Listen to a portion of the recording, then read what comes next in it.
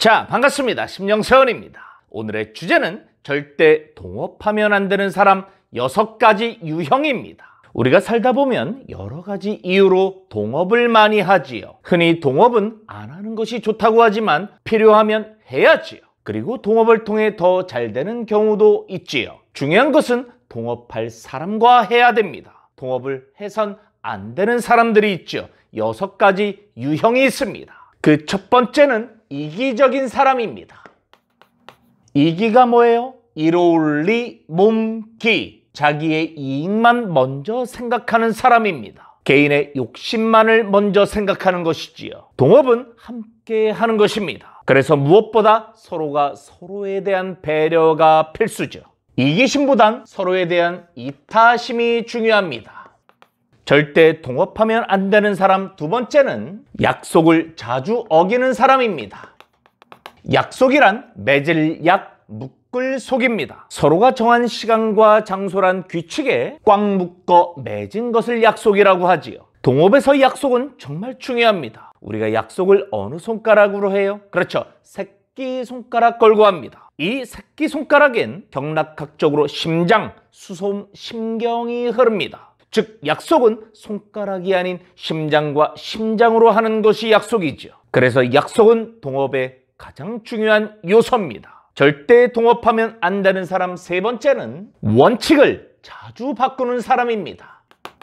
원칙이란 근원이 되는 법칙을 말하지요. 일을 하다 보면, 특히 동업을 하다 보면 수많은 변수에 직면합니다. 그때마다 원칙을 바꾼다면 배는 산으로 가게 될 것입니다. 예를 들어 동업으로 김치찌개 전문점을 합니다. 그런데 자주 오던 한 분의 손님이 김치찌개만 먹다 보니 질리네요. 청국장이 있으면 더 매일 올 수 있을 것 같아요. 사람도 많이 데리고 올 수 있을 것 같아요. 그 말에 흔들릴 수밖에 없지요. 그러나 흔들리면 안 됩니다. 청국장 하나로 끝나지 않습니다. 어떤 사람은 제육볶음, 어떤 사람은 오징어 볶음, 어떤 사람은 족발, 순대까지 얘기가 나올 수 있습니다.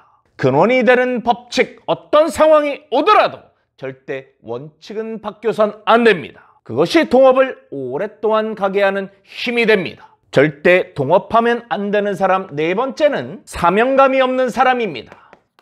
사명감이 뭐예요? 그 어떤 일이 있더라도 책임지고 끝까지 완수하는 마음가짐입니다. 사명감에 목숨, 명이 들어가 있습니다. 그 어떤 일이 있더라도 목숨 걸고 내가 행할 것을 하는 것, 그것이 바로 사명감입니다. 동업의 필수 조건이지. 그런데 사명감이 없는 사람, 해야 될 책임이 있는데 어떤 탓, 변명만 많은 사람 절대 동업하면 안 됩니다. 절대 동업하면 안 되는 사람 다섯 번째는 감사를 모르는 사람입니다. 동업을 하면서 깨지는 가장 많은 이유 중에 내가 너보다 더 많은 일을 했다라는 것이지요.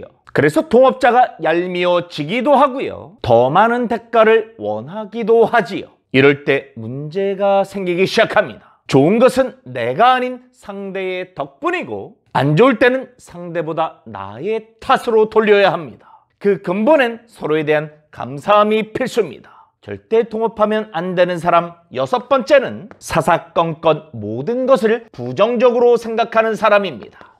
동업은 함께 하는 것입니다. 한 명이 의견을 냈을 때 무조건 부정적인 아니야를 말하기보다 일단 소중히 받아들여야 합니다. 긍정적으로 받아들여야 합니다. 그리고 원칙에 입각해서 서로가 진중히 고민해야지요. 시작도 전에 이러면 안 되고 저러면 안 되고 그러다 보면 시작조차 할 수 없고 감정만 깨지게 되죠. 서로가 서로에 대한 감사함의 긍정, 무엇보다 동업의 필수입니다. 동업 자체가 나쁜 것은 아닙니다. 동업 필요할 땐 해야지. 모든 것은 일이 힘들어 그만두기보다 사람 때문에 그만두는 경우가 많습니다. 그만큼 대인관계는 무엇보다 중요하지요. 특히 동업에선 더더욱 중요합니다. 절대 동업하면 안 되는 사람 6가지 유형, 저와 함께 낭송해 보겠습니다. 첫째, 이기적인 사람.